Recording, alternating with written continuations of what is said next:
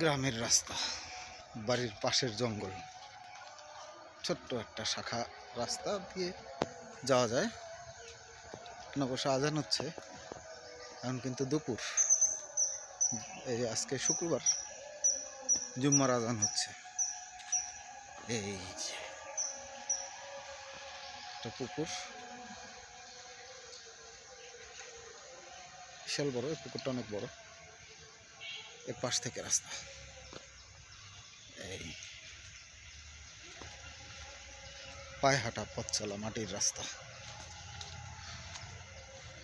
রাস্তাটা অবশ্যই দিকে গেছে। এগুলো সব বাগান। গরুর জন্য দাঁড়ায় আছে। আচ্ছা, দেখা যাক। অস্ট্রেলিয়ান গরু। এই যে এখান থেকে যাও, কি যা।